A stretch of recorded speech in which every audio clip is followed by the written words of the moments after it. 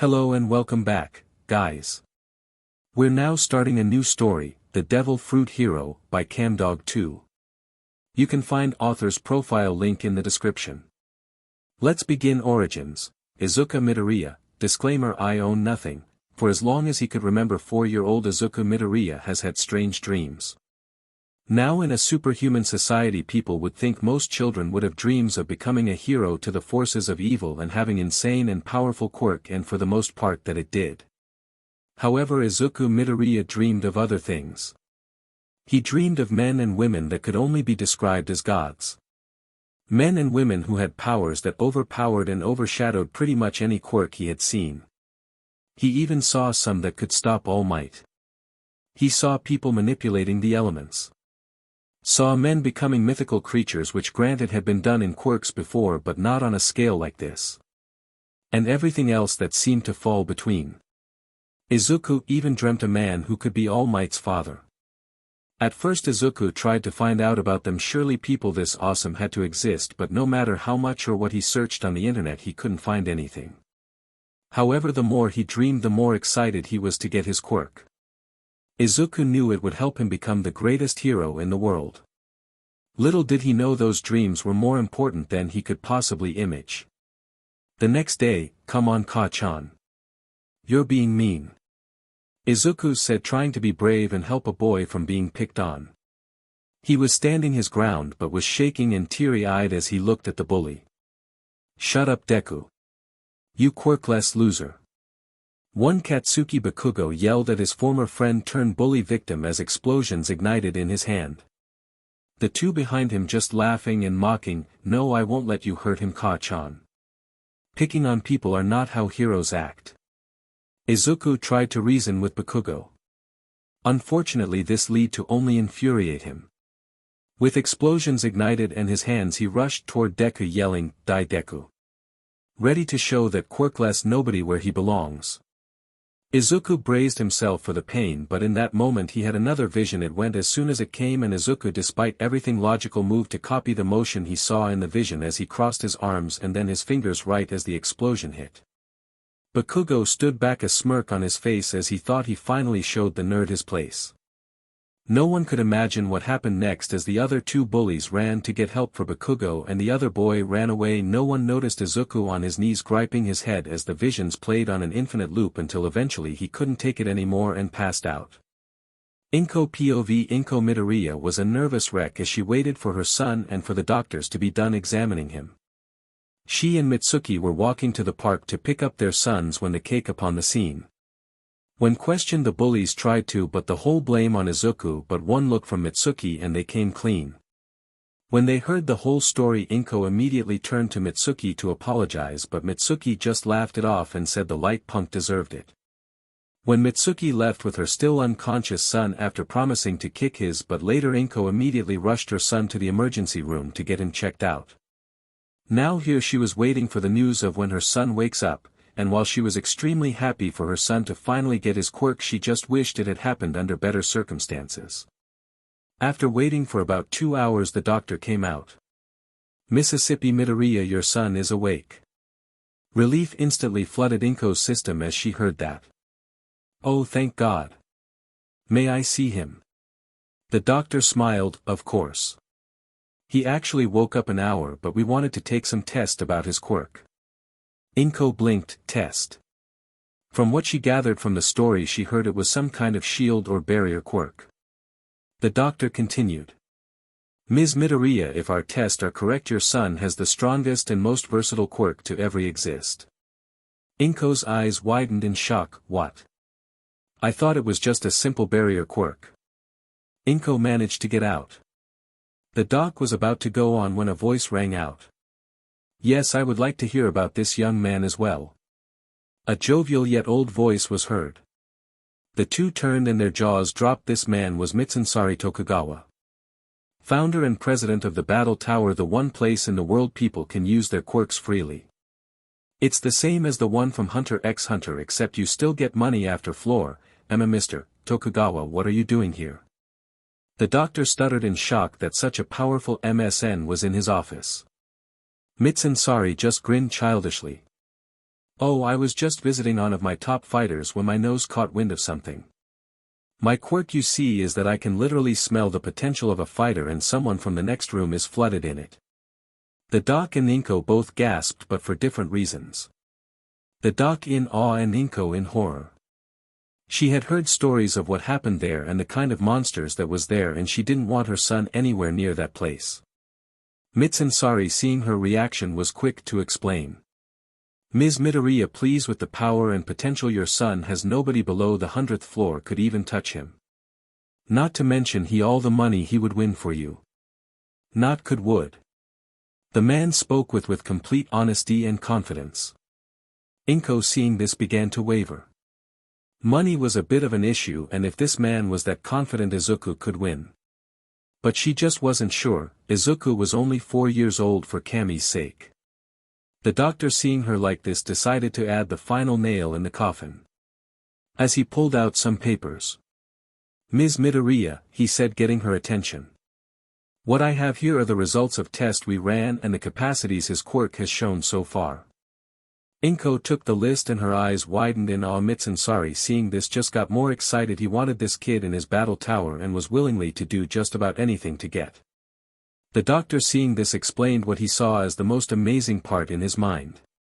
What truly amazes me is that he seems to have perfect control over these powers, like he's had them for years. Inko could feel the last of her complaints die away. If Izuku can do all this, maybe, just maybe. Everyone's thoughts were cut off when they heard a voice from the other room. Please, Mom, I want to do. Izuku says as he runs out. Turns out he was listening the whole time. Mitsunsari grinned at seeing the young lad so eager to get started. He decided to introduce himself. Hello Izuku-kun, I'm Mitsunsari Tokugawa and I've come to invite you to my tower. We're powerful people like you, could show the world how strong they truly are.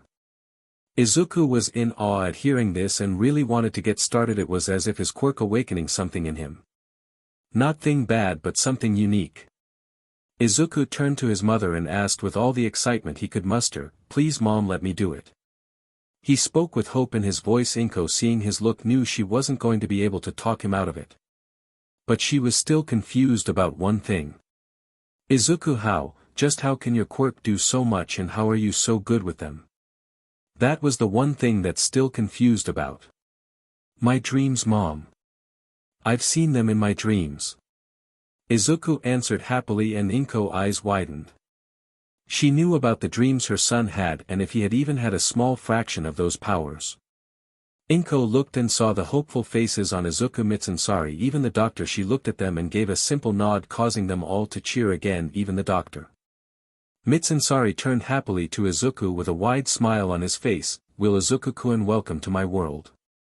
He exclaimed, extending his hand. Izuku nodding happily as he reached out and shook it. And for better or worse, the world was forever changed. Canon begins. I own nothing. 10 years. It's been 10 years since Izuku Midoriya discovered his quirk and started his training and fighting at the battle tower. After years of fighting, winning, and getting stronger, though he did get the SHT beat of him in the beginning. He was proud to say he was stronger than he thought he ever could be. That's where our story truly begins. Battle tower top floor. The stands were packed, the roar of the crowd was deafening, all waiting for the main event of the night. There were usually about 5 to 7 fights a night, and depending on a fighter's strength and popularity determines when the fight. The main event is always the final fight, and that is always the champion match. Once a week the champion must defend his title or surrender it to the challenger. And that's what we're here to see. Well, ladies and gentlemen, it's been a hell of a night. The announcer exclaimed as he walked back on the stage after the stage was cleaned after the last match.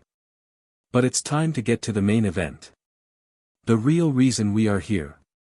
The championship match. The announcer roared, only to be surpassed in volume and intensity by the crowd. On the left, the challenger. He's broken hopes, dreams and bodies on his way here. He's Gus the Ogre. He announced as Gus entered the ring. Gus was a 8-foot bald man, with his quirk being a mutation quirk that gave him 12 arms. 3 on his left, 3 on his right, and 6 on his back with Gus grinning smugly and arrogantly. And in the right corner, the announcer began with the crowd letting out an almost deafening roar and no one noticed Gus scowling. "Your champion, Akuma." The announcer roared with the crowd as Akuma stepped into the light. Izuku Midoriya or Akuma just started at Gus with a bored uninterested expression on his face as if he had faced guys like him a million times before. Which he had. Gus seeing this grew said and started his smack talk. "And here I thought you would be to scared fight me. It would be far less painful for you but too late now." Gus sneered as he looked at the teenager. "I'll kill you. Then I'll beat you back to life, and then I'll kill you again." Guys yelled as he wasn't going to be looked down on by some brat. Izuku merely looked on with a raised eyebrow as that seemed to be Gus's breaking point as he started to turn red and foaming at the mouth. The announcer seeing this knew it was time to start the match. "Are both fighters ready?" After seeing them both nod he continued, "All right beg dash." Before the announcer could finish Gus rushed in front of Izuku who could only sigh and close his eyes before the barrage began.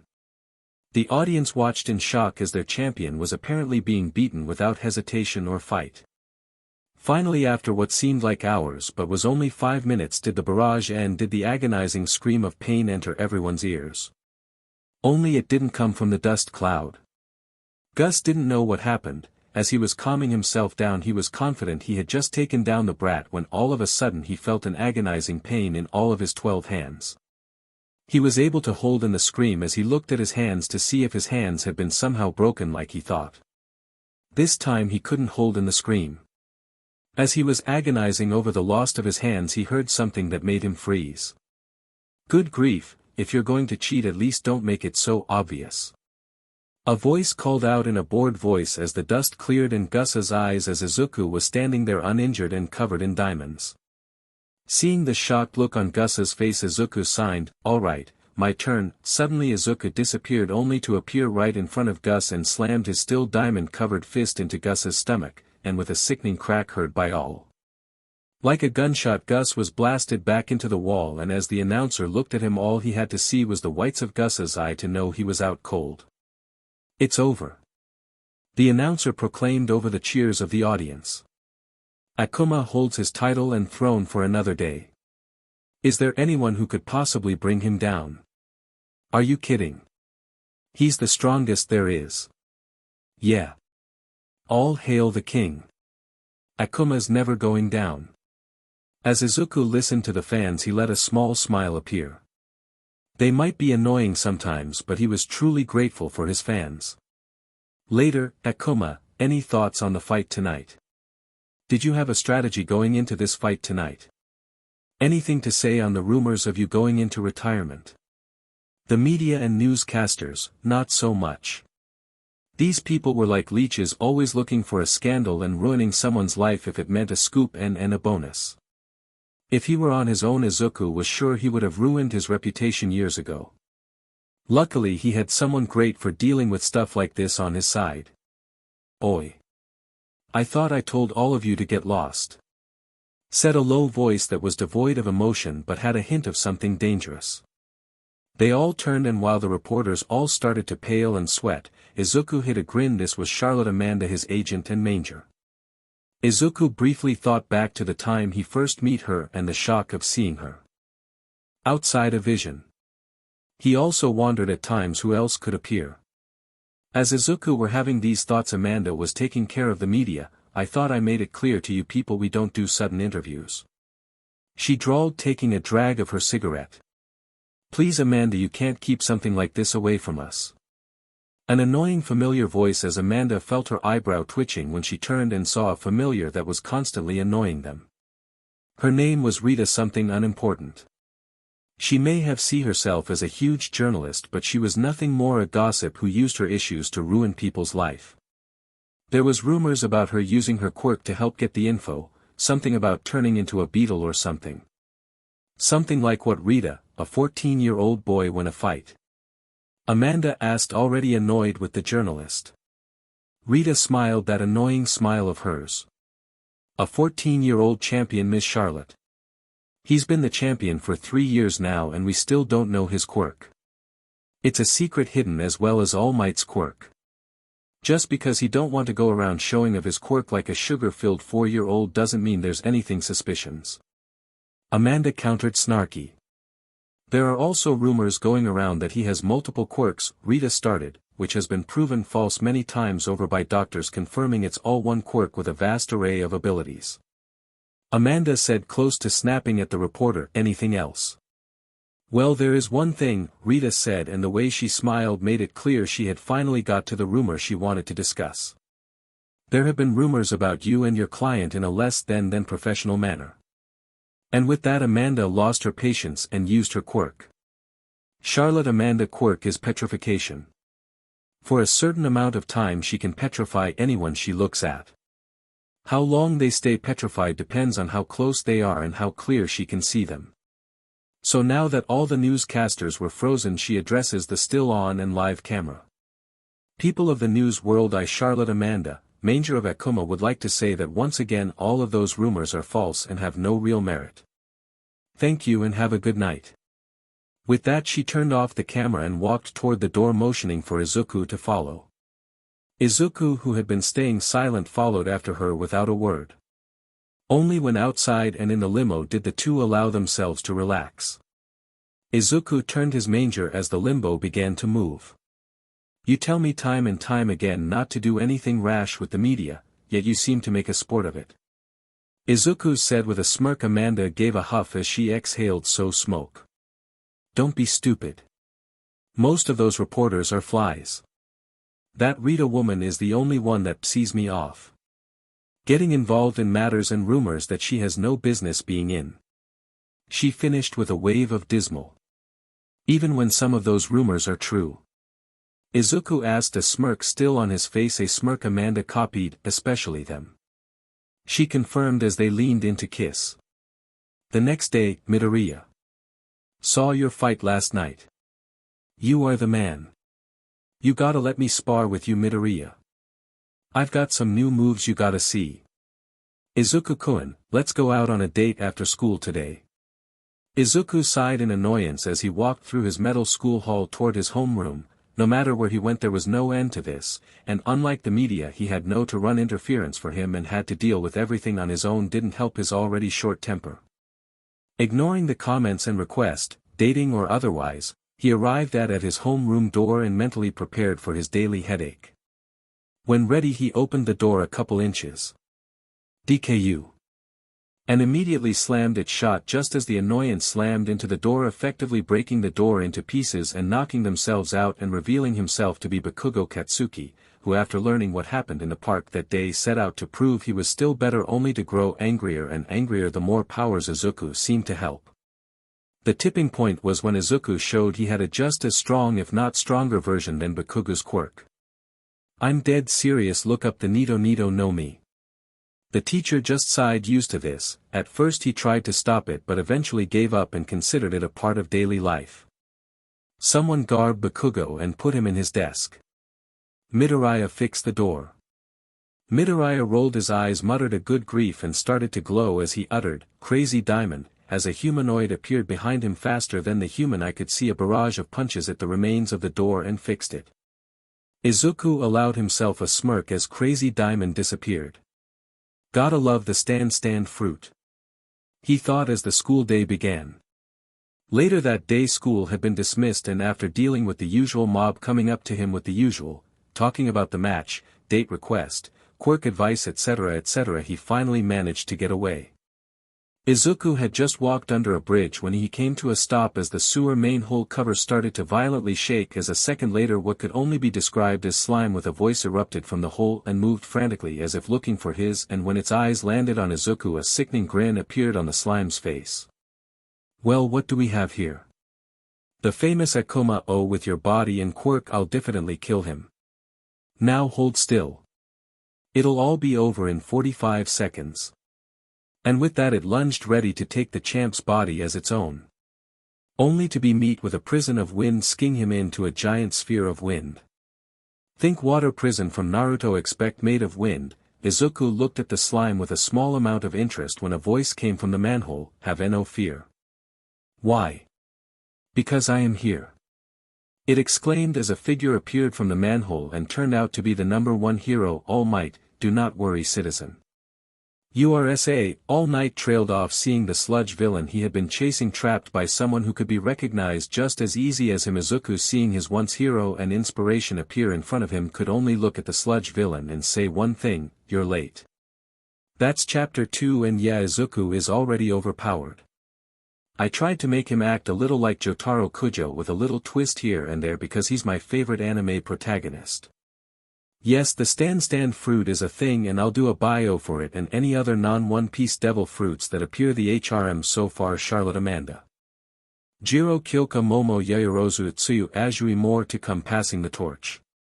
As the two started each other down, they both had thoughts of the other. Izuku's thoughts as he looked at the #1 hero were mixed. Years ago he would be a quivering, shaking mess, stuttering while asking for an autograph. Now, though he was entirely indifferent to him, while Izuku did respect the hero's strength and ideals, he did find the era of peace that All Might fragile. As if someone were able to bring the symbol of peace down, the peace he created would go with him.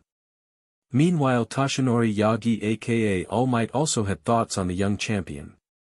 When he had first heard of a young child using multiple quirks and quickly rising in floors Archie Tower, All Might just laughed and waved it off, assuming it was losers just trying to fix their broken pride. But after seeing a clip shown to him on a talk show did he start to have doubts.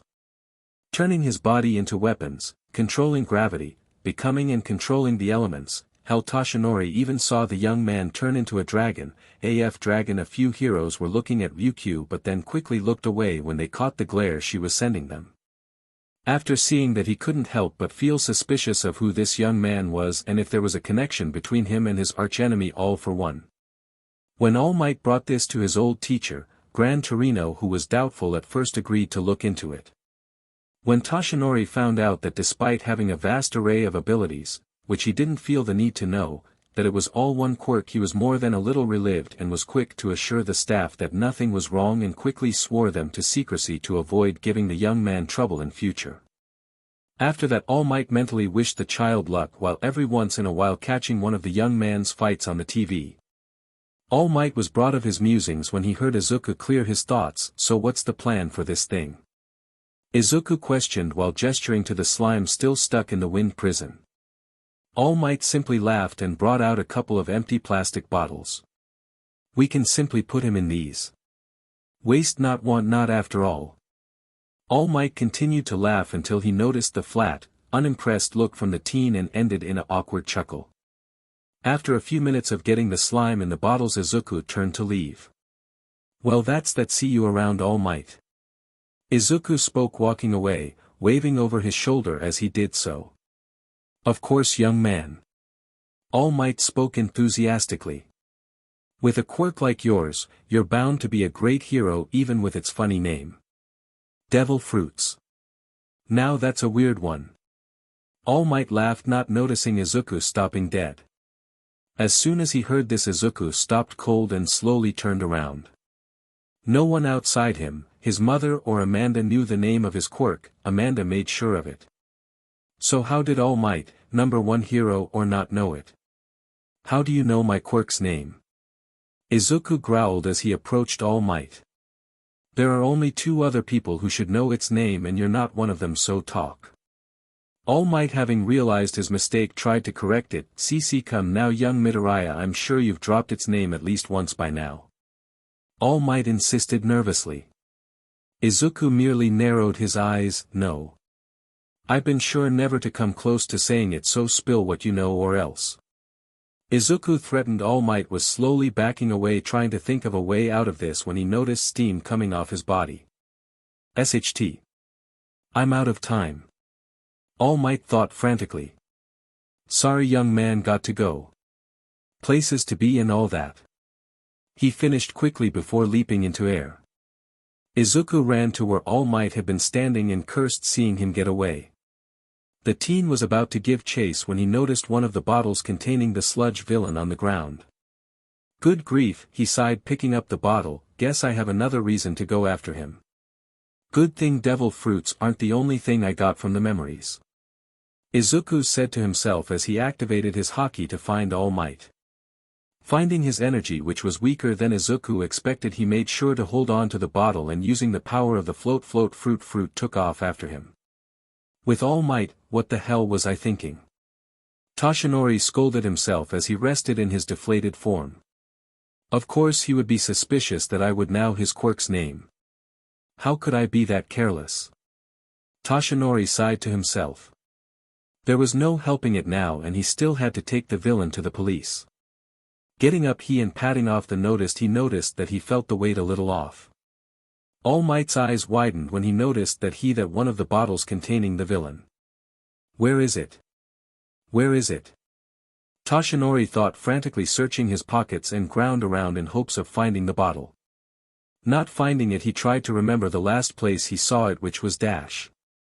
Toshinori's eyes widened when he remembered it was when he was talking to young Midoriya. Just as he was about to head back, he heard a voice. Good grief, this is becoming more trouble than it's worth. Spinning around, All Might came face to face with Izuku Midoriya with that same look of suspicion, but now it had a look of confusion. Shaking out of his thoughts, he quickly spoke to the teen. Wait a minute please, young Midoriya. I know you have questions, but right now we have bigger problems. I lost one of the bottles that held villain and we need to find. All Might's words died in his mouth as Izuku brought up the missing bottle with the villain still inside. Now that I've saved you some work, I think you owe me some answers. Izuku finished having enough CRP for the day. All Might stared at the teen in front of him and sighed. All right, but please, I'm begging, do not reveal this information to anyone. Hearing the desperation and pleading in the hero's voice, Izuku nodded. All Might seeing this sighed and spoke. All right, it all began with a man called All for One. Later, so what you're telling me is that you thought I was connected to an old enemy of yours named All for One, who not only has a quirk that can steal quirks but also gave you that crippling injury 5 years ago? Izuku questioned, trying to wrap his mind around the ridiculous story he was just told. All Might could only nod. While he didn't tell the young man everything, like about the origin of his quirk or his MSTR, he did tell him about All for One and what happened between them. Izuku said nothing as he took in what he was told. Until he finally spoke. May I see your injury again?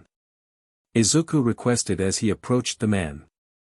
Ah, sure, but why, young Midoriya? He questioned while showing Izuku the wound, who crouched down to inspect it again. Because I think I might be able to heal it. Izuku said while standing up. Toshinori had a shocked and disbelieving look on his face. Young man, that's impossible. I've lost several organs through surgeries. There's nothing that can be done. Well, what do you have to lose? Izuku questioned with an arched eyebrow. Toshinori, not having a response, merely nodded. With that, Izuku summoned Crazy Diamond and, ignoring All Might's startled gasp, used it to heal All Might. All Might gasped as he felt his organs return, though he freaked out when the spectate moved its fist into his wound, but before he could even cry in shock, he was being healed. After this was done, Izuku had turned to leave when he was suddenly embraced in a massive hug from a beyond grateful and elated All Might. Thank you, young Midoriya, I couldn't ask for more. All Might shouted. Izuku just nodded. Don't worry about it. Checking his watch and noticing the time, he turned to the hero. Look, I've got to go. I see you later. After he turned to leave. All Might just laughed and nodded. Of course, young Midoriya, again thank you for everything. Izuku nodded and was just about to leave when a thought hit him. Turning to the hero, Izuku asked, Hey, if All for One could steal quirks with just a touch, why couldn't he steal yours? Izuku questioned. Caught off guard, Toshinori laughed nervously. I guess my quirk can't be stolen and or copied. Weird, huh? He questioned, still laughing nervously. Izuku just chuckled. I guess that makes 2 of us then. Izuku asked, not noticing All Might's got stock still. Noticing his look, Izuku explained, in the past I've faced fighters who could copy and steal certain aspects of quirks, but it's never worked on me. Lucky, huh? Noticing All Might still frozen, Izuku once again activated the float fruit and took off. Before he could leave, however, he heard a cry of, wait. Izuku looked down and saw All Might waving at him frantically. Is that true?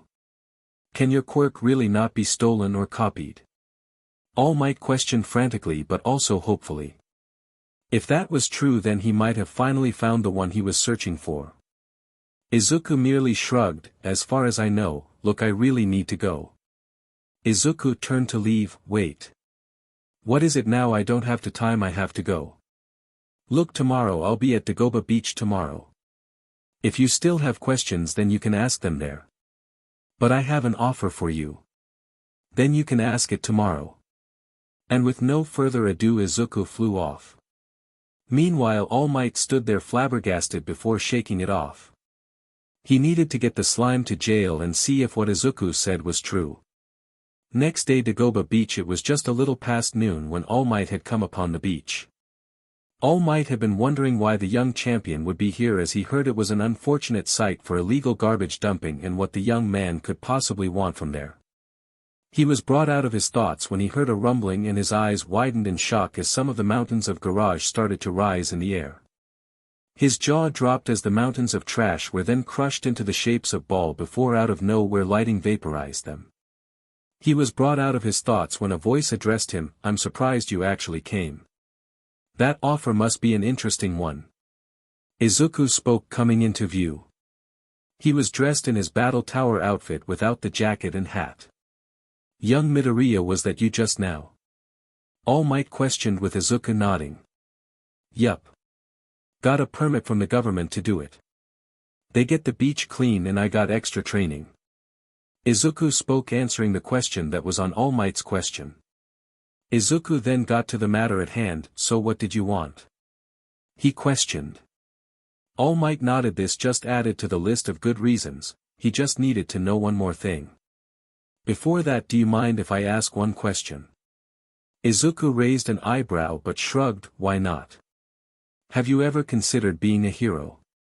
All Might questioned, and Izuku was momentarily stunned by the question before shaking it off and actually letting out a little laugh. At All Might's questioning look, he answered, I'm sorry, it's just that you of all people asking me that brought back memories and I couldn't help but laugh. Izuku said while continuing to chuckle. Oh. And why would that be?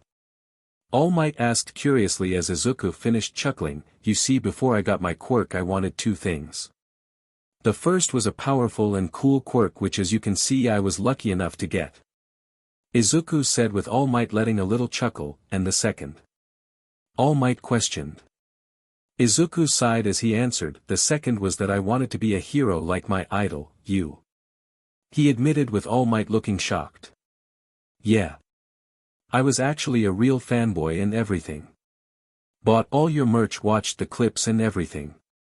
Izuku admitted, but after I got my quirk and started fighting in the tower, I saw and learned the world isn't so black and white. There were less than noble heroes in the world. Just as there are people in the tower that have more humanity than some of the heroes out there. So yes, I once dreamed of being a hero, but I'm not sure I can be anymore. Izuku finished his trip down memory lane. You can, Toshinori muttered, and when Izuku turned to him he continued. You can be a hero. You have the mindset, quirk and experience, you would make a great hero. You think so? Izuku asked, a little shocked. All Might said that about him. I'm sure of it. Toshinori spoke without a hint of doubt.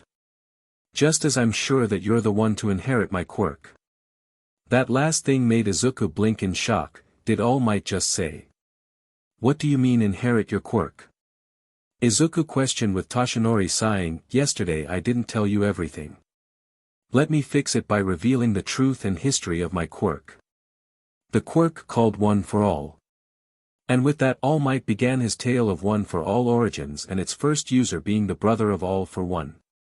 Explaining that how it's a quirk that passes from user to user, getting stronger with each user. Thought he was quick to explain that it doesn't pass the user's original quirk. Just that One for All grew stronger with each user. Izuku didn't say anything after All Might was finished speaking, processing everything he just heard. He just had a one question, why me? He questioned. Surely you had other choices before me, so why go with a guy you've only known from a few days? That was the one thing holding him back from accepting the deal. All Might took a moment to gather his thoughts before speaking. You are correct in that there is someone else I was considering. He was truly what I was looking for. He was optimistic, clever, hell he even trained what seemed like the useless quirk into something amazing. Toshinori said while smiling, remembering Mirio and how far he had come. So what changed? Izuku questioned. He sounds like the man for the job. All Might nodded. He was, however, you have something he lacks. Your vision of the world isn't clouded. Mirio, like many in the world, was blinded by this era I unknowingly created, and while he truly is worthy, I believe you would be better for it as you have seen the world without rose-colored glasses. Izuku was silent as he thought over everything that All Might told him. Did he truly want this to still be a hero? You're sure? He questioned the symbol of peace, who nodded. I guess it wouldn't be too bad. I mean, I know you. A policy, and they do allow for students to fight in the tower as long as they keep their grades up. All Might nodded as many students and pro-heroes use the tower to train. Thinking it over, Izuku could help but smile. Guess his childhood dream hasn't died just yet. Ah, what the hell? What do I have to lose? I'll do it, All Might. He said, giving All Might his answer. I mean, it's not like he's instantly going to regret that. His Toshinori was all smiles and couldn't help but go into his buff form. Yes, young Midoriya was. Thank you. Now there's only one thing left to do, he said as he plucked a hair from his head. Now eat this and inherit my power. He bellowed. Izuku's face was hard as stone. I instantly regret this. Welcome to the family. It had been about 6 months since Izuku had gained the power of One for All, and had been training with All Might to control it. Currently he had control over about 40%, but he had to be careful when he combines it with one of his powers. It was set to be a normal morning training with All Might when his Haki picked up something and snapping his head in the direction before running in that direction. Toshinori, seeing his successor suddenly take off, surprised him for a while, before chasing after him. When he caught up, All Might was greeted with the sight of 3 thugs knocked out cold, with Izuku trying to calm down a young girl. Young Midoriya, what happened here? All Might demeaned, wanting to know why Izuku would do this. Izuku, after calming the young girl down, looked at All Might. When I felt something malicious enter the area of my Haki, I used the glare fruit to see what it was and saw these BSTRDS holding her to the ground. The rest I'm pretty sure you can guess what happened. After hearing that, All Might glared harshly at the thugs, disgusted that they would do that to anyone, a child no less. To think acts like this are preformed in this day and age. All Might growled before turning his attention to the little girl and speaking softly. I'm so sorry, miss, no one should have to go through that, especially a child. All Might told her, trying to help her, for her to say nothing. All Might, seeing her not speaking to him, turned to his successor and gave him a look of, well, your turn, to which Izuku could only sigh. He wasn't good with children, DM in it. Hey, he spoke, getting her attention, could you tell us your name? Izuku asked softly, and when it seemed she wouldn't respond, was about to ask again when he heard a soft and quiet Eri. Izuku nodded, glad to finally be getting somewhere. Now Eri, could you please tell us why these punks were chasing you? He asked while also stopping himself from swearing in front of a child. At this, Eri only grew a lock of pure terror before grabbing onto him with an iron grip and shaking her head rapidly. At this the two could only sigh and look at each other. Well, young Midoriya, any ideas? All Might asked completely at a last. The young champ nodded and walked toward the thugs.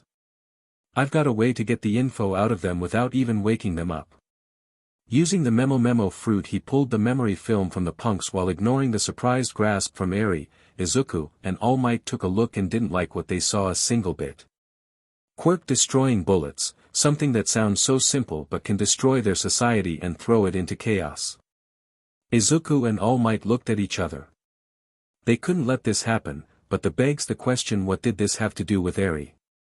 Eri, having remained silent this whole town, was keeping her eyes on the ground. Eri, she looked up to see Izuku in front of her. If it's too painful, you don't have to tell us, but we need that information, so please will you let? He questioned while gesturing to the grunts. Eri didn't say anything for a moment, and just as Izuku was about to ask again, she nodded slowly. With a quick thank you he gently extracted the memories from the young girl and along with All Might took a look, and after finishing it took everything the two had to keep themselves from rampaging. This girl had been killed before. Hundreds if not thousands of times, that's how they're creating the quirk destruction bullets, all orchestrated by a germaphobe with delusions of grandeur. All Might could never remember a time he was this angry, even when his MSTR had been killed, because whereas that was a hero doing what was right, this was a child being killed and abused.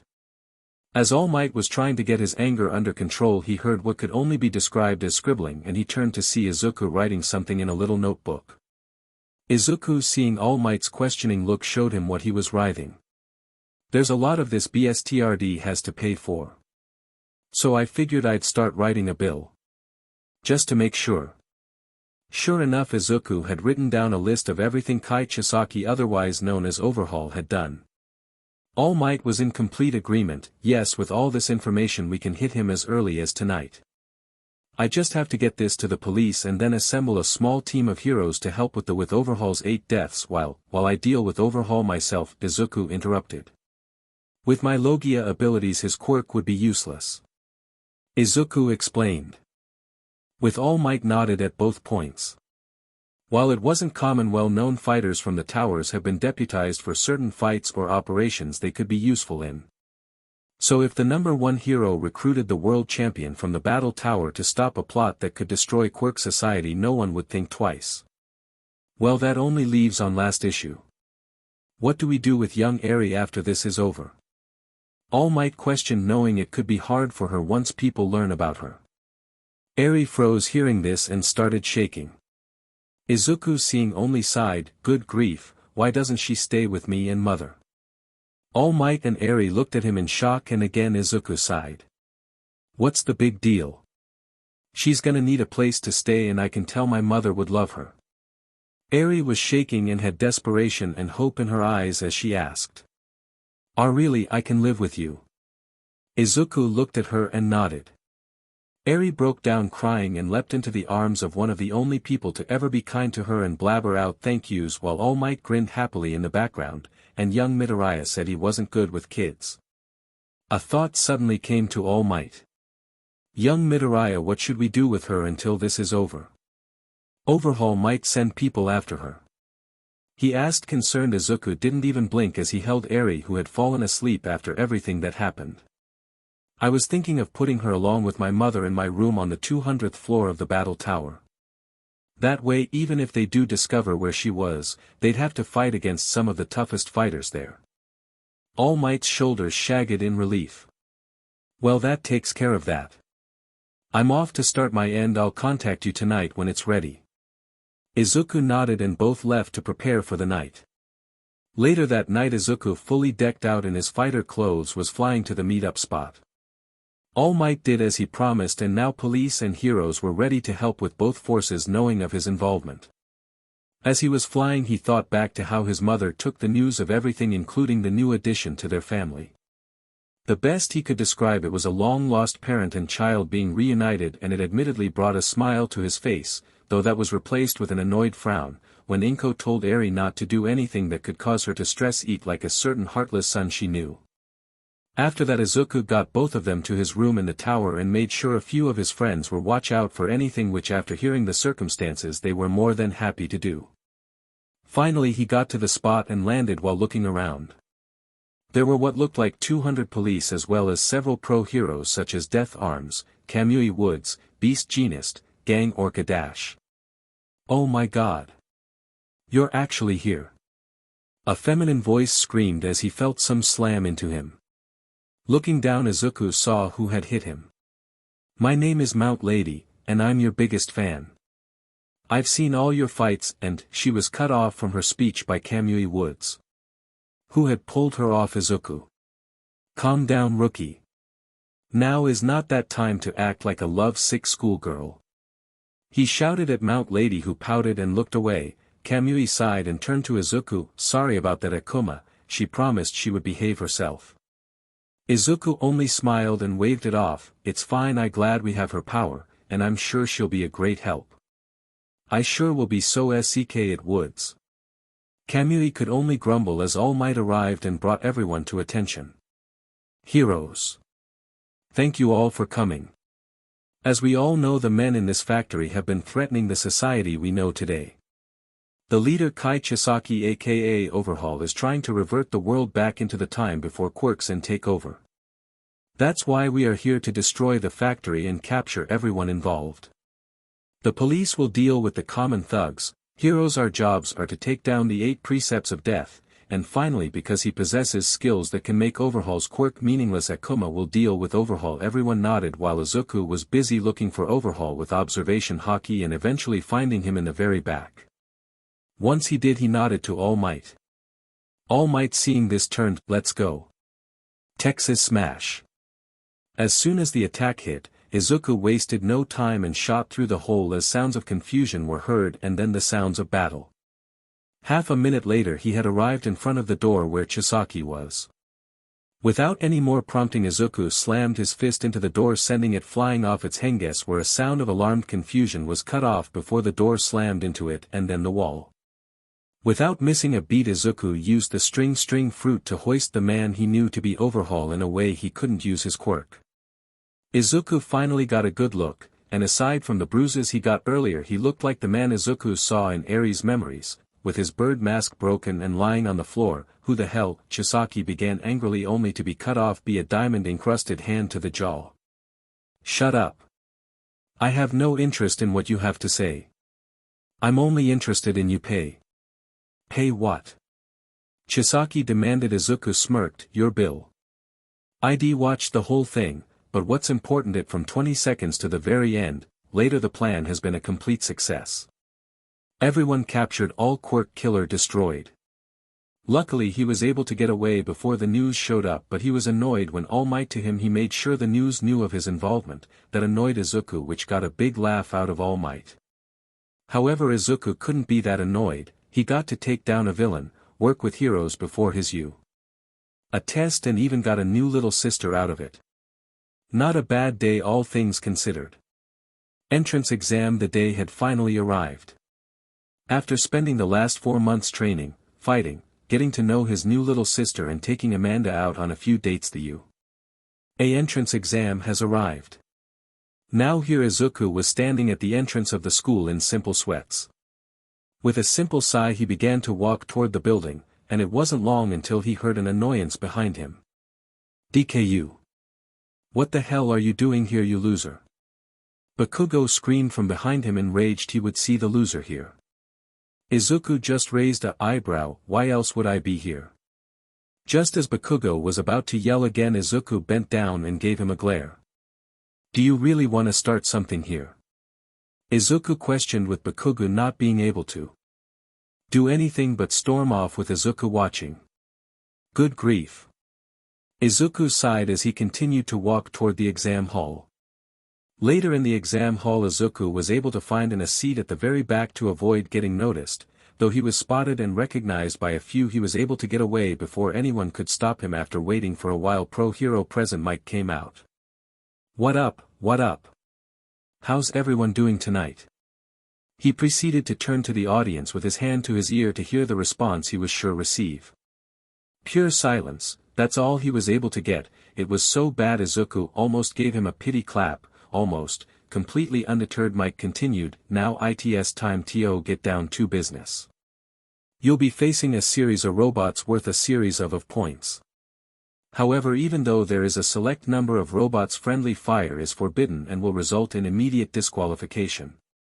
Bakugo won't like that, Izuku thought. Suddenly a student from the middle row stood up with his hand in the air. "Excuse me, sir. But I have a question." He questioned while moving his arms in a robotic fashion. "Yes, what is your question, applicant dash?" "Tenya Ida, sir. Now you have shown 3 different robots on the screen when there are clearly 4 on the information sheet. How could an institution as prestigious as UA allow this?" He questioned and then suddenly turned behind him and faced Bakugo.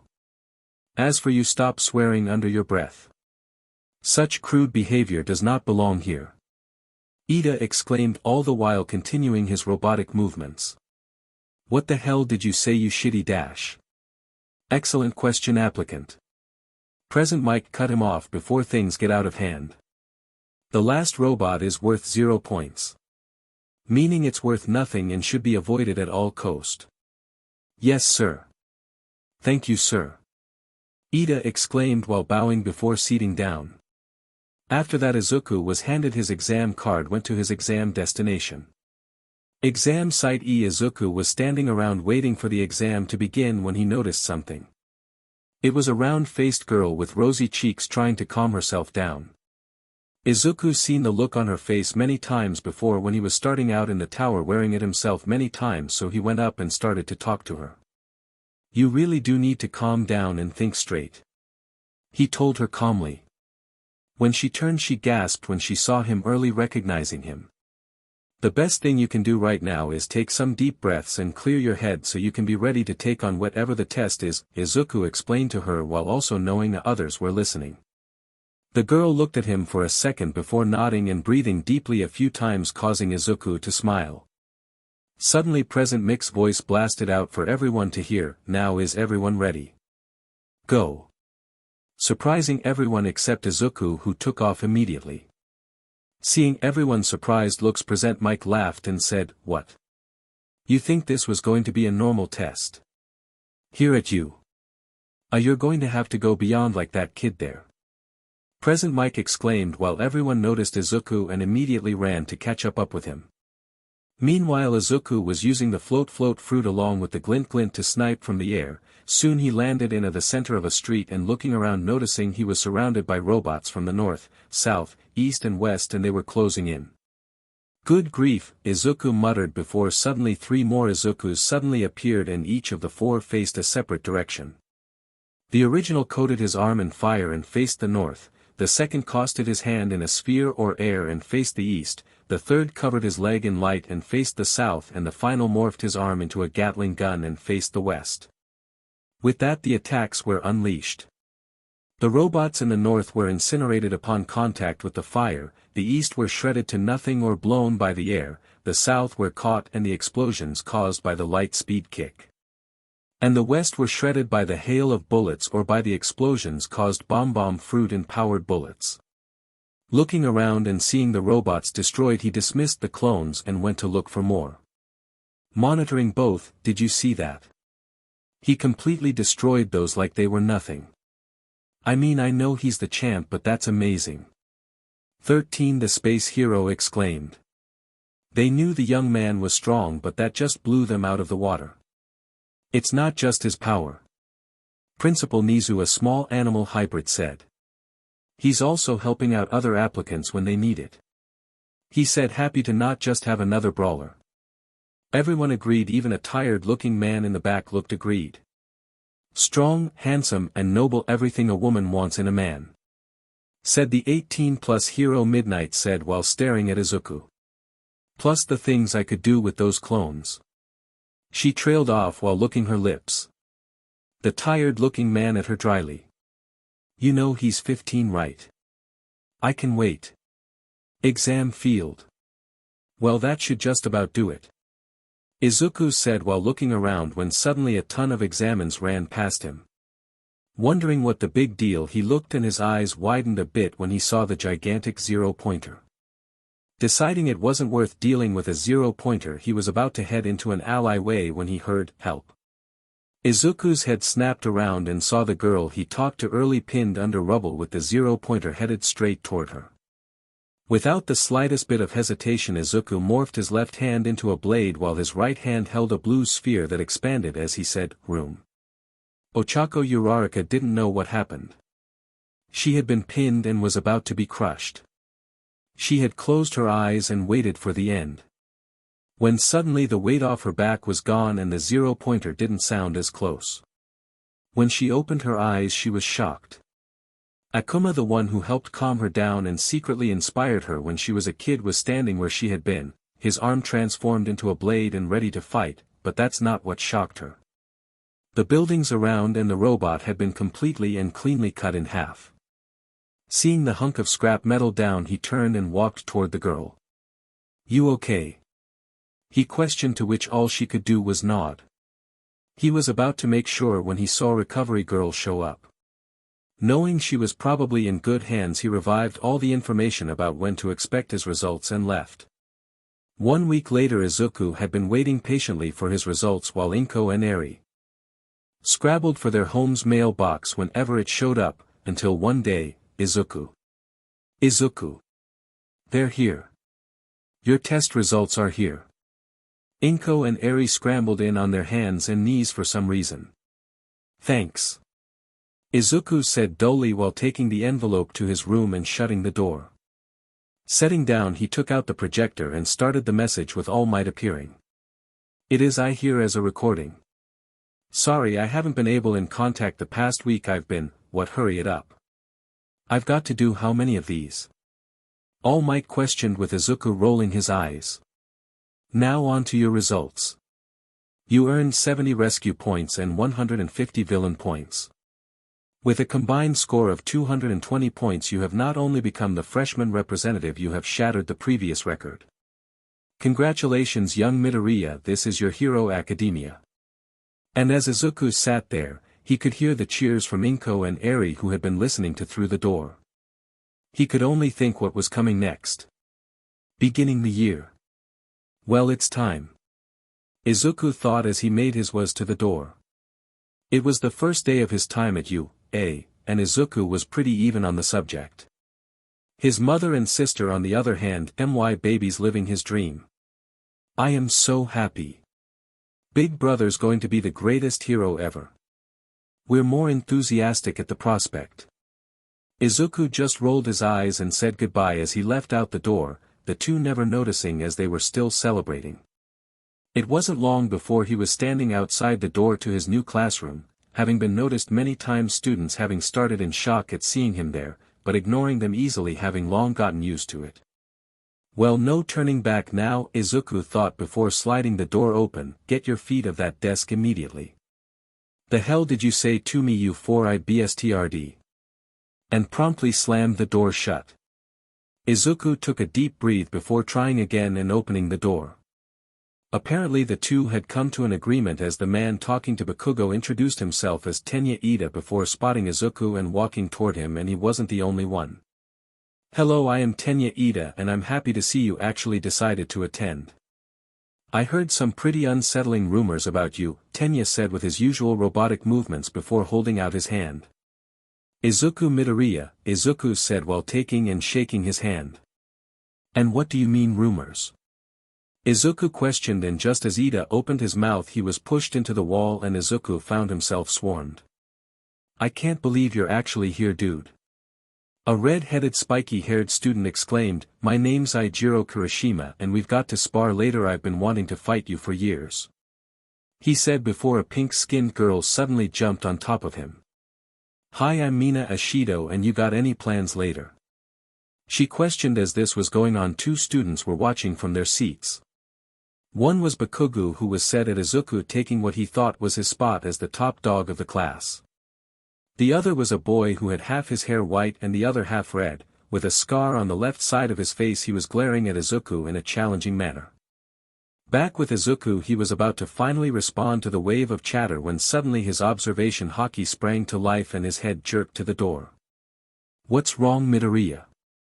Uraraka questioned, having just entered the classroom. Izuku just pointed to the door and everyone's head turned to the door and saw a rather odd sight.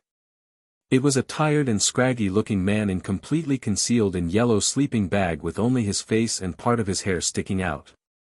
If you're looking to make friends or are that easily starstruck, then you can leave now, we don't have to for such things. The man said before taking out a juice box and downing it in a single gulp, leaving everyone including Izuku at a loss. It took you 8 seconds to settle down, and that was only after one of you pointed me out, and considering the reputation of that one, it was he could do. He said before walking to the front. I'm Shota Aizawa and I'm your homeroom teacher. Now go get your PE uniforms on and meet me at the training field. Aizawa said before leaving without a word, causing the class to look at each other questioningly before doing just as their teacher ordered. Later, a quirk evaluation test. What about orientation? Ochiko questioned as Aizawa explained. We only have a short time to prepare you for the life of a hero and as such don't have time for such things. So we're going to have 8 different tests to see where you all stand. Aizawa explained before facing Izuku. Midoriya, you scored first in the entrance exam. How far could you throw the ball in middle school? Aizawa questioned, about 80 meters. He answered with Aizawa handing him the ball. Now do it again but using your quirk. Anything's allowed as long as you stand in the circle. He said as Izuku stepped in the circle. Anything huh? Izuku said with a smirk before focusing. First he activated one for all to 60% as that was the limit to where he could combine it with his own quirk without it getting out of control. Then he focused on any fruit that could boast his power. The Sunday through Sunday fruit to boast his power and strength, the Nen fruit model enhancer to enhance his strength and speed, Gum Gum to enter gear second, the more fruit to multiply his speed and power. He even used the gravity fruit as well as any white based devil fruit to lower the ball resistance before casting it in the aura he used to create cruel sun before enhancing that as well. Back with the class they saw what was going on. Mr. Aizawa, don't you think that's a little overkill? Momo questioned worried with Aizawa just looked at her. There's no such thing as overkill in our line of work. He said simply before turning back. This is going to be awesome. Denki exclaimed with many others nodding in agreement and anticipation. Back to Izuku, he was ready and nodded to his teacher to show he was ready. Aizawa nodded and Izuku wound up and threw the ball. Boom! A giant blast of dust kicked up as the shock wave that emitted through the class back several feet. When the class could see again, they were shocked to see Izuku in a hole several feet deep with cracks littering the ground around it. That was amazing. Zero exclaimed, being one of the first to recover his usual grin even bigger. It was terrifying but amazing. Yeah, looks like his reputation is well earned. Jairu said, still shaken from what she just witnessed. You got that right. Ribbit. Tsuyu exclaimed in her normal tone but with a hint of awe. Meanwhile others were going over to Izuku, who had gotten out of the hole as he made his way to Aizawa to get his score. That was incredible. I've never seen anything like it. Mina Ashido exclaimed, being the first to reach him. To have such power and be able to control it so easily. He truly is worthy of the title of strongest. Fumikage Tokoyami said while Dark Shadow appeared. I could do better. Indeed, I'm interested in seeing how I would stack up to him. Mizo Shoji voiced while looking toward Izuku, not seeing most of the guys and some of the girls nodding in agreement, having wanted to fight him themselves. Izuku had made it to Aizawa, who was looking at Izuku's score on his phone, while Izuku stopped in front of his teacher. Well? Izuku asked, wanting to know his score. Aizawa just looked at his phone, sighed and showed Izuku his score. Infinite, that's what was printed on the phone. Infinity. No way. How's that even possible? Although given all that build-up, I make sense that it would be something like that. As you can see. Aizawa said, getting the attention of the class. We here at you. We'll teach you to use your quirks to help in future heroic development, and these tests will give us a good idea where everyone is. This is gonna awesome. Zero said, excited to use his quirk. Yeah, it sure will be fun. Mina wanting to start. Awesome. Fun. Aizawa muttered, gaining the attention of the class. Alright, if that's the way you feel, how about this? Should a student not show any potential, I will expel them on the spot. Shocked muttering ran through the group as most of them were freaking out at the thought of being expelled. Come on guys, you can't seriously believe that. He doesn't have that kind of power. Momo said, annoyed that her classmates could fall for something like that. Just as the class was calming down, a voice ran out. Actually, little lady, he can do exactly that. What do you think happened to the 1A class last year? Present Mike said as he walked onto the field. Wait. You mean he could actually expel all of us? Momo said, terrified at the fact she was wrong and that she could be expelled. What are you doing here, Mike? Aizawa said, annoyed at the interruption. Present Mike was all smiles. That's easy, Aizawa. I came to check out what that big explosion was. While commonplace here that one was a little too big to be standard, though given who caused it I shouldn't be surprised. He said, giving a thumbs up to Izuku, who ignored and focused on Aizawa, causing Mike to sulk. So basically if we fail to impress, every one of us could be expelled. Izuku asked Aizawa, who nodded, which caused Izuku to smirk. Then, going by that logic, all we have to do is impress you enough and we all get to stay. Sounds simple enough. Izuku said confidently. At this Aizawa gained a disturbing smile on his face. Easier said than done. Oh, and just so you know, given your reputation, I'll be judging extra critically. Sound good, champ? Aizawa challenged, still with that creepy grin on his face. Izuku was all smiles, wouldn't have it any other way. Suddenly Uraraka spoke up. Hey Izuku, aren't you going to power down? She asked the question everyone was wondering. Izuku was still in his powered-up state from when he had thrown the ball. Izuku shook his head. No, there's no point if I just have to keep powering it up each time. I'll just add and stop where needed. Besides, it makes good endurance training. A few of them nodded at the answer while Kirishima screamed about being manly. Alright people, enough chit-chat. Aizawa said, having enough of the chatter and sending present Mike away. It's time to begin. Causing many to gulp but also resolve themselves to pass and become true students of you. A test. The first test was the 50-meter test, where the students had to use their quirks to cross in the shortest time they could. The average time was between 5 to 6 seconds, with noticeable exceptions like Bakugo and Ida, whose times were 13 seconds and 4 seconds respectively.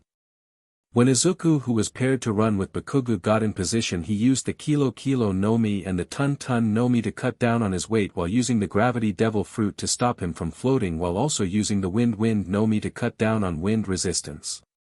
Pair that with the enhancements from early Izuku, was certain he could get a good score. At the buzzer, Izuku shot like a rocket out of the starting line and ran full speed toward the finish. When he crossed, he turned toward the machine to get his score. 75 seconds, it exclaimed, with Izuku nodding, not noticing the shaking rage of Bakugo and the narrowed-eyed glare of the dual-haired student. Test 2, the grip test. Wow. Mineta exclaimed along with Hantashiro as they started open-mouthed at Shoji, who just got a score of 540 kilograms. Are you some kind of monster gorilla? I mean, you have those tentacles after all. Shiro questioned, and as Shoji opened his mouth crunched, they turned their heads to see Izuku and the remains of the broken grip tester on the floor next to him, with Aizawa pinching the bridge of his nose in annoyance. You might be a gorilla, but he's still a demon. Shiro said dryly. Test 3, standing long jump. The 3 test was to see how far one could jump with the use of their quirks. When it was Izuku's turn, he used the spring to get a better jump. He just cleared the fence, sir. Momo said to Aizawa, having created some binoculars to see where he landed. Well, you can't blame him for not taking these tests seriously. Aizawa thought dryly. Test 4, side-stepping. Surprising, Mineta was one of the best here, having used his hairball to bounce back and forth in rapid succession. When he was done, he was confident he scored first place and some of the girls would notice him. However, when he turned, he saw everyone was staring gobsmacked at something. He turned and saw what it was and went red with anger. There were 2 Izukus using the paw fruit very low key to send a third Izuku back and forth. It was strong enough so the Izuku in the middle was a blur between the two, but not too strong as to send him flying. Mineta grit his teeth. Was there any way to take this BSTRD down? Test 5, ball throw. The shocker here was Uraraka, who with the help of her quirk managed to tie with Izuku's infinity. Second place went to Momo, who created a cannon and was able to clear 1,000 meters. Through it all, Bakugo could only snarl and grit his teeth. He hasn't been able to show these losers their place at all today, and what's worse, worthless Deku was scoring the top spots in every event. Bakugo was about to blow, and it wasn't about to be pretty. After that, the class preformed the rest of their test, and before long it was time to get their scores. Naturally, Izuku was at the top. Below him was Momo Yaoyorozu, and in third was the dual-haired boy whose name turned out to be Shoto Todoroki. After revealing their scores, everyone turned to Aizawa ready for his verdict. That was passable. Aizawa stated, causing the class to cheer and some at the bottom to drop into a dead faint. It was passable, but we have a lot of work due to. Get ready to work harder than you ever worked before. Aizawa warned to his students. Through it all, Bakugo just had his eyes on the scoreboard. Fourth, he came in fourth, not just behind Deku but behind Ponytail and Half and Half. Unacceptable, so he did the only thing he could think of. DKU. Losing all sense of reason, Bakugo ran towards Deku, ready to remind the BSTRD of his place under him. However, before he could get more than 10 feet, bindings appeared around him and his quirk shut off. What the hell? Bakugo exclaimed, not being able to get out. I was warned you had a temper, but that is ridiculous. It's time you and I had a long talk. Aizawa stated with his quirk activated, indicated by his glowing eyes and raised hair. As Bakugo was being dragged away, the rest could only stare. Dude, so unmanly. Kirishima shook his head in disbelief at how childish he could be. Izuku just snorted, you get used to it. He turned to leave for the day only to feel someone tug on his sleeve. Izuku looked down and saw an abashed and red-looking Kyoka Jiru. Do you need something? Izuku asked Jiru, still red. Well, I was wondering if you had any plans for after school. Jiru asked, causing Izuku to raise an eyebrow, some of the boys to gasp and some of the girls to narrow their eyes. No, why? Izuku asked, though having a good idea. Well, Jiru began, I've seen some of your fights where you use those spurts behind you. They're called stands, right? At this Izuku nodded. Well, when you call on some of those stands, I've noticed that some of them are names of bands and songs, like Chili Pepper, Killer Queen, Aerosmith. At this point Jiru noticed she was rambling, and noticing the looks on her classmates' faces she decided to hurry it up. The point is, my family owns a music shop, and in addition to instruments we also sell music from all over, so I was wondering if you'd like to come over and check out our selection. Jiru was quick to finish her offer. Sure, sounds like fun. I understand, you're busy with, wait, what? Jiru interrupted herself, her brain finally processing what Izuku said. I said it sounds like fun, we could even grab something to eat after, my treat. Izuku offered with a smile. Really? Jiru questioned happily, which only grew when she noticed the jealousy in some of the girls' eye. Of course, let's just get changed and then we can get going, but I will have to just let my mom know. You know how overprotective parents can be. Absolutely, Jiru said, knowing full well how paranoid parents can get. My dad's the same way. I was actually going to call my mom to keep him distracted. Izuku nodded with a smile, so meet at the front gates. Jiru nodded, sounds good. Izuku nodded and headed toward the locker room, followed by the rest of the guys, some of whom were congratulating him on scoring a date, telling him what a man he is, and how to treat a fellow student on a date. Aiki, Denki, Kirishima, and Ida respectively. The girls meanwhile were just staring at Jiru narrowed-eyed. What the heck was that, Jiru? Asked Mina. Said that Jiru got to ask Izuku out before her. Jiru just smirked and shrugged.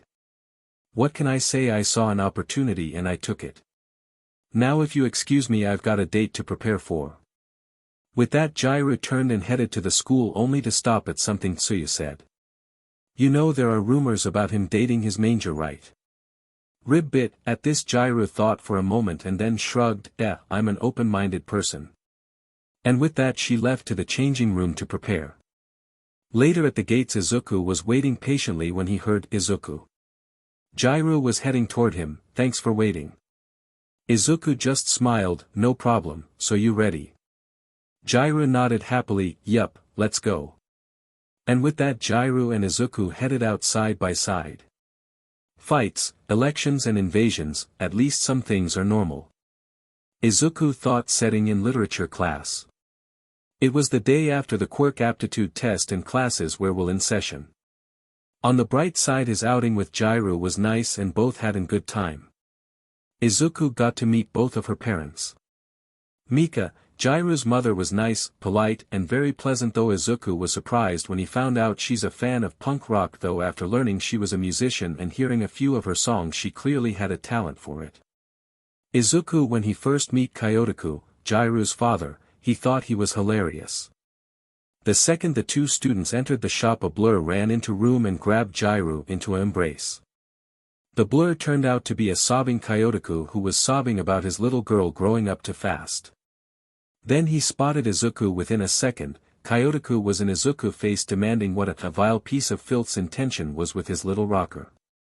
It was clearly an act of intimidation, and Izuku would admit if it weren't for the fact Izuku was 6 feet 5 inches and Kyotoku was a mere 5, it was further ruined when Mika came in and told the two Kyotoku was basically bouncing off the walls in excitement when he learned that Kuma was coming. This of course started another set of waterworks, crying out he was trying to be intimidating. After that things went pretty well. Izuku showed of his instrument devil fruit and jam to the best of his abilities when the family wanted to see how well he could. After that it was time for the two students to head out to grab some dinner, and once again Kyotoku tried to be the intimidating dad who was quickly subdued by Mika, who reminded the two that it was still a school night and to be back before it got too late. After that Izuku took Jiru to one of the restaurants she liked and they just talked. Izuku about his time and friends in the arena, and Jiru talked about growing up with rock star parents. Jiru did reveal some doubts she had, and Izuku offered to help if she ever needed it, to which she happily agreed. Though she did turn down the offer to meet his trainer for training, not that Izuku could blame her. When they finished, Izuku held true to his word and paid for the meal. After that he walked Jiru home and headed home himself, ignoring the onslaught of questions his mother and sister asked him. Back to the present class, 1A was currently setting through their everyday class that taught subjects outside the hero courses, and as much as people found them annoying, Izuku welcomed them today, as it was the only thing that stopped the endless sea of questions the guys and girls were asking Izuku and Jiru respectively. Soon it was time for lunch. Izuku was taken back by the massive amount of food put on his plate.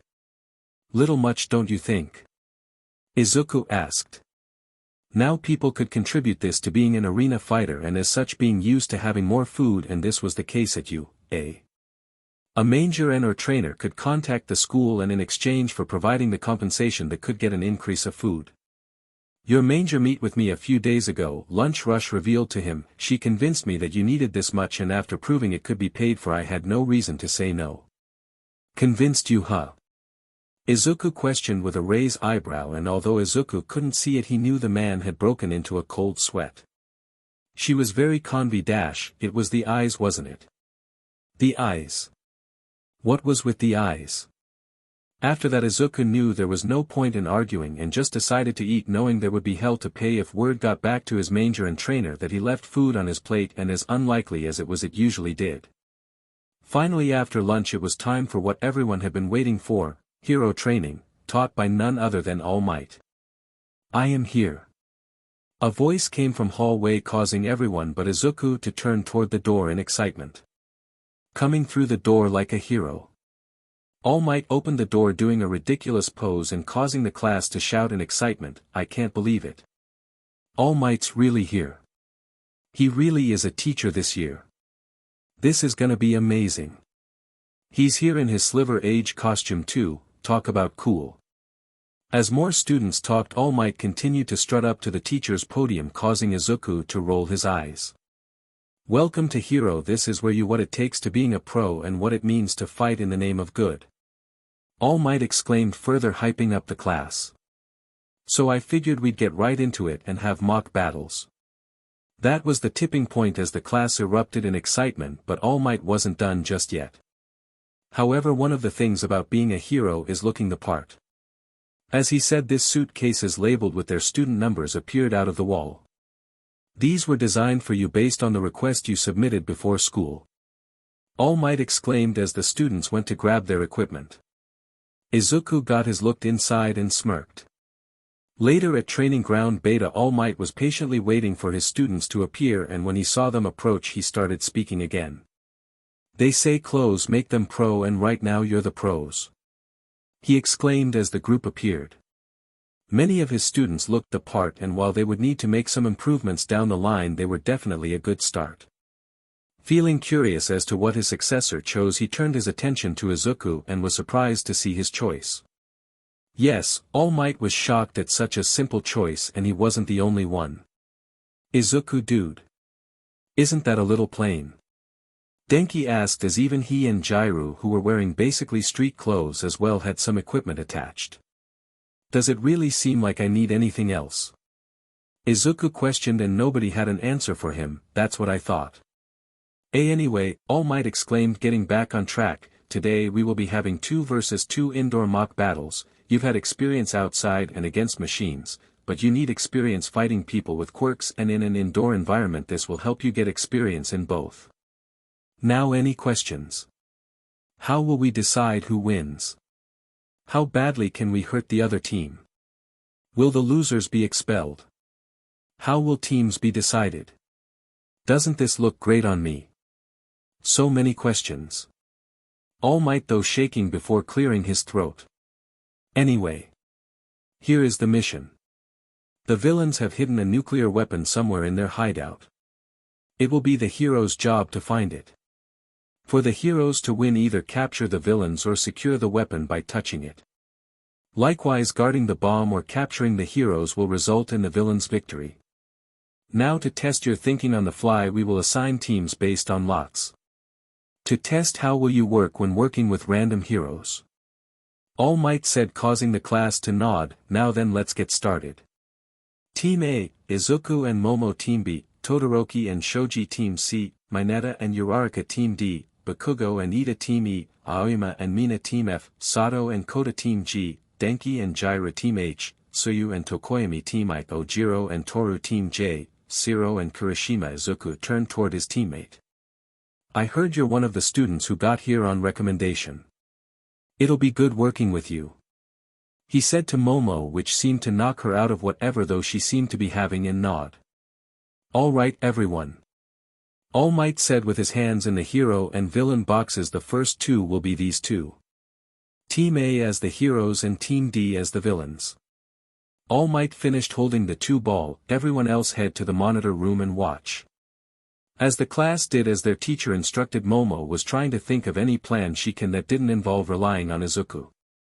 She was knocked out of her planning when she heard said partner. Don't overthink it. The minute we got Bakugo as an opponent was the moment victory was handed to us. Bakugo hearing this snarled with explosions flaring to life in his hands as he stomped toward the building with Ida following trying to calm his partner down, neither noticing the smirk on Izuku's face. Momo did however, and at her raised eyebrow and questioning look Izuku leaned down and whispered his plan causing Momo's eyes to widen. Suddenly All Might's voice rang out, Hero Team begin. Monitor room, why are they just standing there?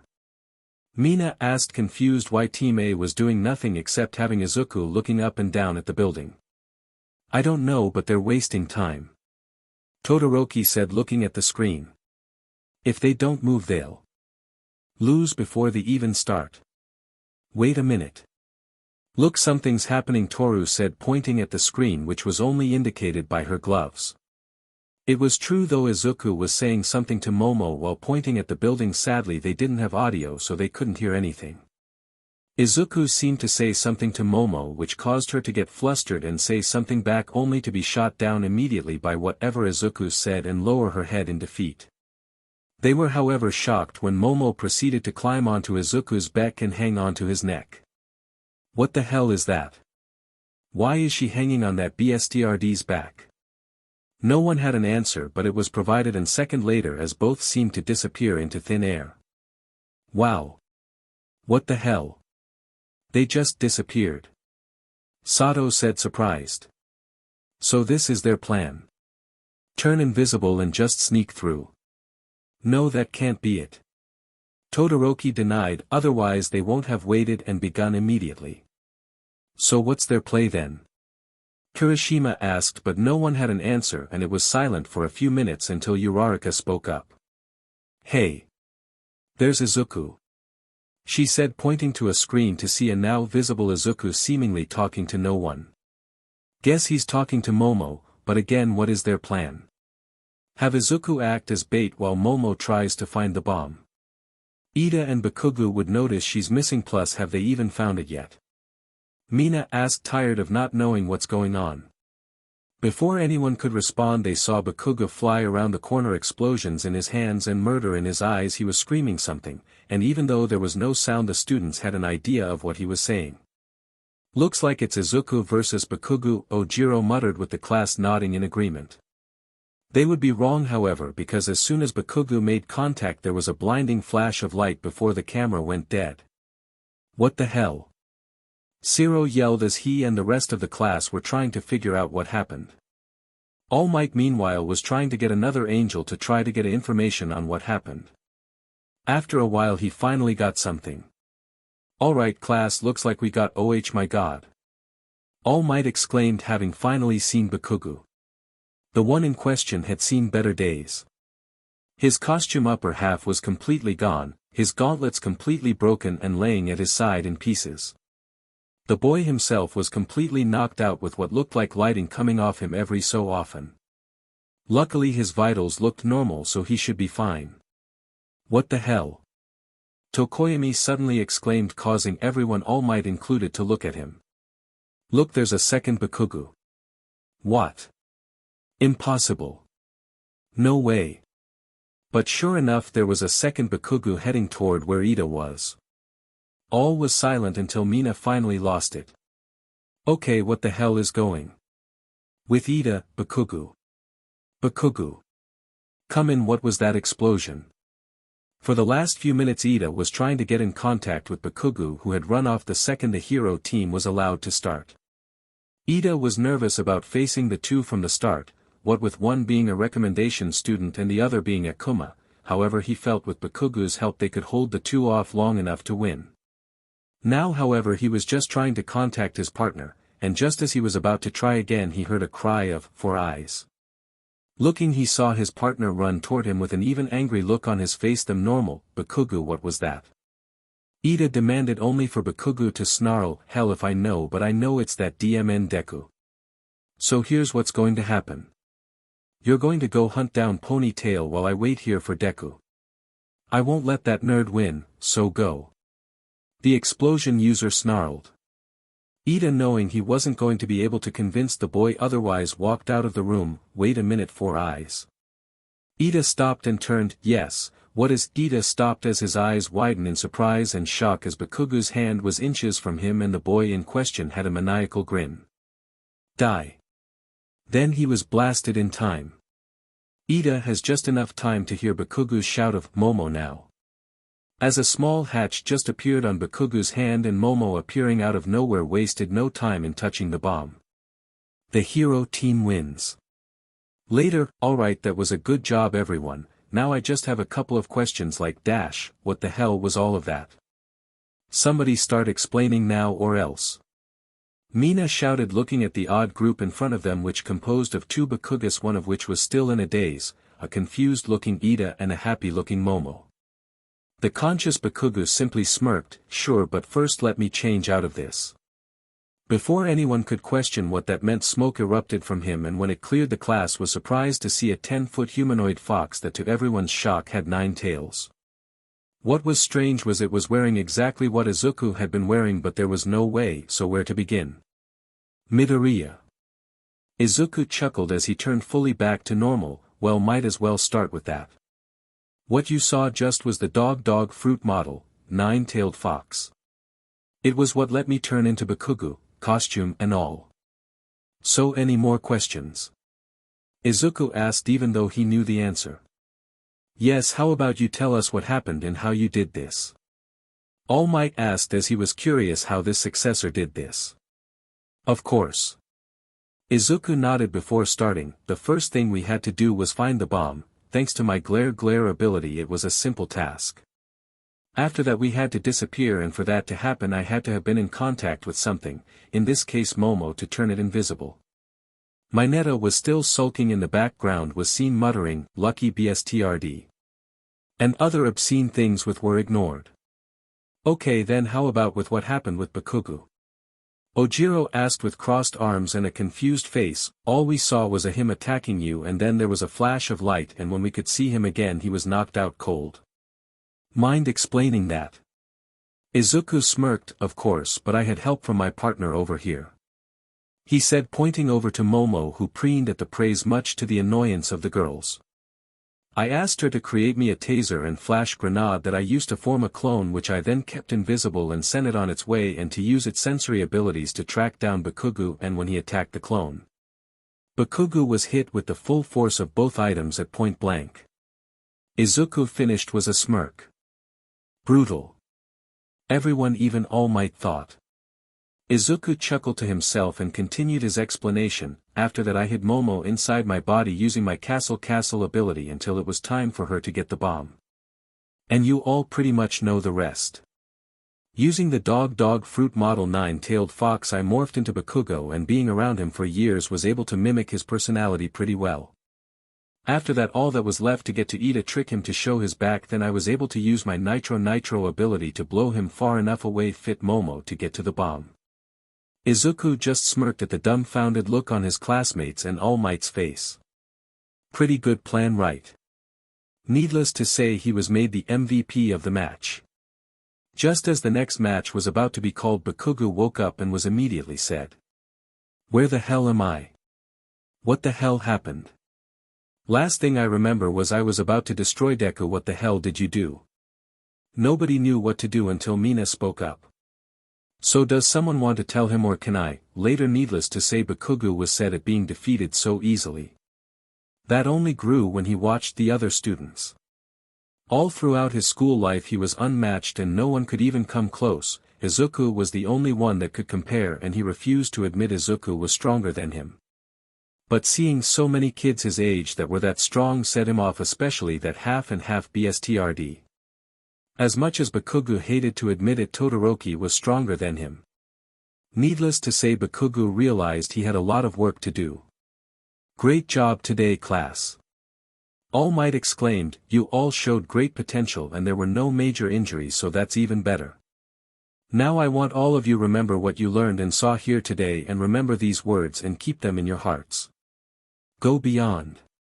Plus ultra." All Might exclaimed as he bolted from the room to the cheers of Class 1A. All Izuku did was roll his eyes, typical Toshinori-sensei. Even when no longer on a time limit, he always has to make an exit. He thought dryly as he followed his classmates to the changing room. After class, school was over and Izuku was heading home. Kirishima, Siro, and some of his classmates had invited him to hang out, but he had to refuse as he had an last-minute match scheduled for tonight. He apologized but was quickly waved off and told they'd watch it on TV to see him kick butt. As he was heading out, he heard a cry of "Deku." He turned and saw Bakugo, who actually looked to be on the verge of tears. "Don't think this means anything, Deku. This means nothing. Today was fluke, got it? A fluke." Izuku merely looked at Bakugo, who was huffing and glaring. "Sure, Bakugo. Sure," Izuku said before walking away. At this, Bakugo could grit his teeth and glare at Deku. The BSTRD who completely destroyed the picking order in his life, the one who stole the spotlight and the one who left him behind. "Yeah, I'm going this route. Deal with it." The next day, reporters never change. Izuku thought, annoyed as he watched the reporters swarm the U.A. gate. Honestly, Izuku should have expected this, considering All Might was teaching here, and of course reporters would swarm the place. Though the real problem was somehow the media found out he was here. When he called Amanda and told her what happened, she went silent for a moment before promising him she would find the leak. Although he had no way to prove it, Izuku knew for a fact Amanda had subconsciously activated her quirk when he told her. Good grief, even after knowing her for years and eventually dating her, she can still scare the CRP out of him.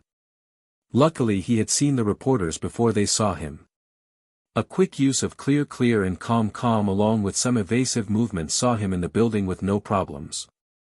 Now they were sitting in class, and Aizawa was going over the results of the mock battles until finally it came to him and Bakugo. "Bakugo, you rushed in and quickly got yourself taken out. Learn to control your temper, or else you won't be able to do anything." Bakugo could only glare, grit his teeth and respond with a "Yes sir." "Midoriya, good job overall, but you might have overthought your strategy a little. Work on that." Izuku nodded, knowing it was a bad habit. Now then class, it's time to decide something that could affect your future. Cue class freak out, it's time to pick a class president. Cue freak out change to cheers with request to be picked. Izuku could only stare uninterested as his classmates asked and yelled for them to be picked. Izuku understood why. Thought being class rep meant being put in a position of leadership and the chance to impress several pros. Something that wasn't interesting to Izuku as he had met many pros growing up. In fact, that's what helped him out of his fanboy phase. Ultimately it was Ida who provided a good method by the option voting which the class agreed to, and the results were annoying to say the least. Alright, your class rep is Izuku Midoriya and your vice rep is Momo Yaoyorozu. Aizawa said as uninterested as normal. Momo was all smiles. It will be nice working with you, Midoriya. I'll help you in any way I can. Momo said as she knew the class rep and vice rep worked together a lot and spent quite a lot of time together, and judging by the twitches of the other girls they knew it too. Izuku nodded, only half listened, trying to fight off the headache and annoyance. Seriously, how the hell did he get 15 votes? Cafeteria, you shouldn't be surprised, Midoriya. Ida said at once. They had all taken their seats in the cafeteria after getting their food, and once again Midoriya had an obscene amount of food and Izuku had told him his problems. Pretty much everyone our age has heard of you and a lot of us admire you. I mean, look around, pretty much everyone is looking. Izuku did as Ida said, and true to his word, pretty much everyone was looking and pointing. Hell, Izuku could even see some teachers talking and pointing. So, Ida, I was wondering, you seem to want to become class president but you didn't even vote for yourself. Ochako questioned with Ida. Wanting the job and earning the job are completely different things. Observing the Ida family hero agency has taught me that. Hero agency? What exactly does your family do? Izuku asked, and Ida looked like he had been caught for something. Ochako jumped onto this and asked something she's been wondering about. So tell the truth, Ida, your filthy rich army, you. Ochako questioned, which caused Ida to go on to explain that his family is a long line of heroes. Ida even revealed the fact that he was the younger brother of the turbo hero Ingenium. Ingenium? Izuku questioned. The same one that yes. The same one that you defeated a few months ago. Ida responded, though there was no anger or resentment on his face. It was true, there were times where pro heroes came to the tower to challenge powerful fighters, either to test their strength or increase their reps. Ingenium had come to the tower to request a match with Izuku, and normally even for a pro they would be put on a waiting list, but luckily for Ingenium they had a last-minute cancellation and they needed a competitor. Izuku would be lying if he said it was that interesting or challenging. All he really did was use the lick fruit to cover the arena in candy before using it to coat Ingenium in candy until it reached his elbows and clogged his engines, rendering him immobile. Again, it wasn't the most interesting or challenging, but he did get to use a devil fruit. He rarely did, so there was that at least. Wow. Izuku beat your brother Ida. I'm surprised you're so friendly with him. Ochako asked, surprised. You think too highly of me, Ochako. The truth is I watched the match between the two of you on TV, Izuku. At the time I had seen many of your matches and seen how you fight. However, I admit that I let my respect and admiration for my brother cloud my senses and berated and belittled you for a tactic that one would expect from you by now, but I couldn't help see it as an act of belittlement and mockery. Ida admitted, and Ochako was shocked while Izuku just listened, having grown used to this, but he was surprised when Ida suddenly smiled. But then Tenya came home, and I was shocked to see him smiling. I couldn't help but question after being mocked and humiliated like he was. I still remember what he said. Why would I mad? I had fun and came up with few ideas for new moves. So as far as I'm concerned it was a good day. After that I was able to think and see you weren't doing anything like I thought you were. So I must apologize, Midoriya, I misjudged you. Ida said while bowing as low as he could while sitting at the table with Izuku waving him off. It was then that Ochako realized something. Hey Izuku, you get paid a ton of money from the battle tower, right? How much do you make? Ochako questioned while Ida was about to berate her. Izuku spoke. Well, I'm not exactly sure. I spent pretty much my 6 to 10 years on the 100 to 200 floor, which gives out millions for each fight, and I've been won the 200 plus ever since, plus there's my bonus as champion and endorsements, so I'm not sure. Answered Izuku, having never really thought about it. All he was interested in was the fighting, plus when there was always enough money, so he just never worried about it. Meanwhile, Ida and Ochako were just staring open-mouthed at him. Wow, Izuku, you must live in a palace or something. Ochako exclaimed, not in jealously, just in shock. Izuku shook his head. No, actually it's just a normal apartment complex. We didn't need anything impressive, though now we might need a new place considering we just adopted a little girl. Before Ida and Ochako could say anything else, a siren blared to life as a level 3 breach was announced. Apparently a level 3 breach was the defenses guarding the school were passed and there were intruders on the grounds. It wasn't long before the cafeteria was a madhouse as students were panicking and pushing and shoving each other. Soon it could lead to trampling, which could end very, very badly. As this was going on, Izuku was shoved to the window and he could see just who these intruders were. The media. This panic was caused by the media. Izuku thought annoyed and angry before he tried to tell people but couldn't be heard. Quickly growing annoyed, he flew into the air and used a lesser-known ability, the voice fruit. Oi! All of you calm down. They have heard the rumors of All Might and myself being here and must have found a way in. Look! People next to the window looked down and confirmed it for everyone else, calming everyone down. Seeing this, Izuku turned off the voice fruit and flew down. Honestly. Izuku sighed as he landed with most of his class running over to him. Izuku, that was incredible. Ochako said as she reached him. Yeah, man. Taking control like that was beyond manly.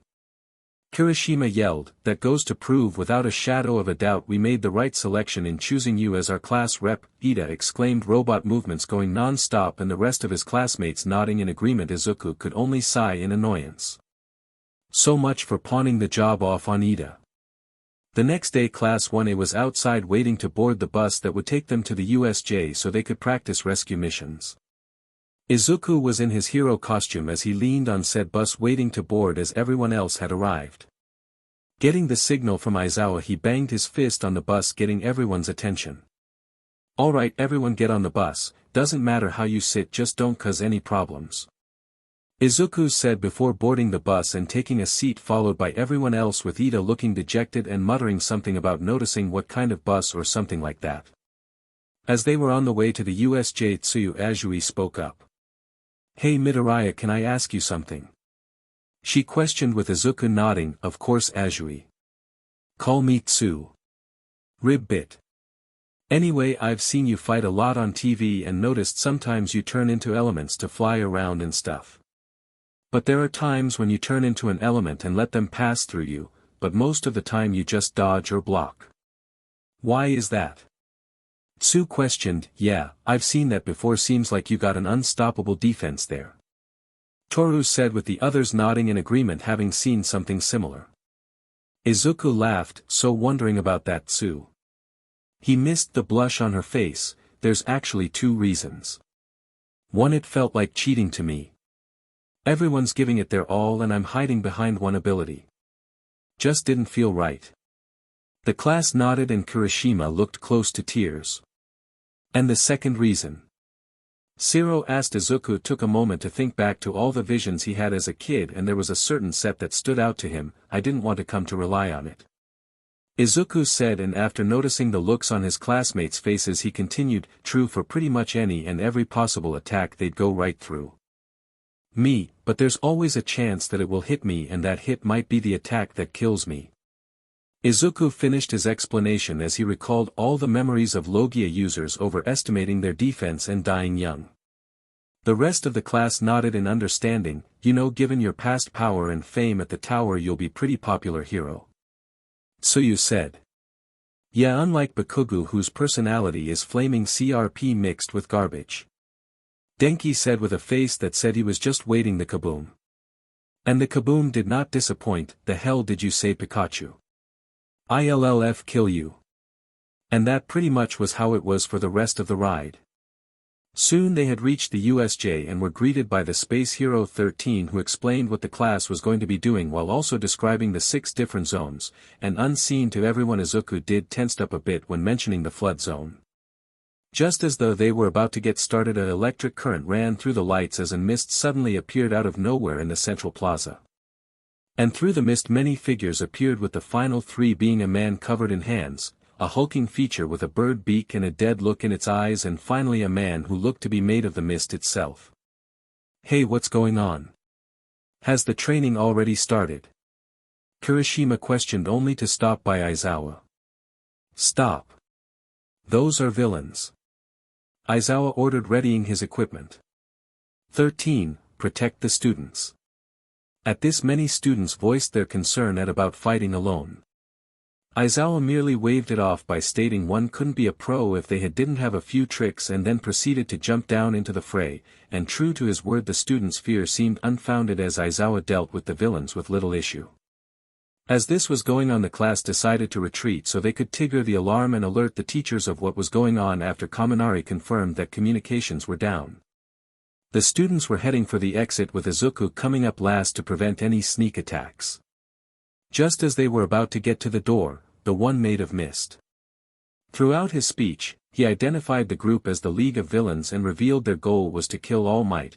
However, before he could say any more or 13 could try anything, Bakugo and Kirishima flew past them and tried to bring down the Mist Man, only for the man to appear completely fine and then spread out his mist to surround the students.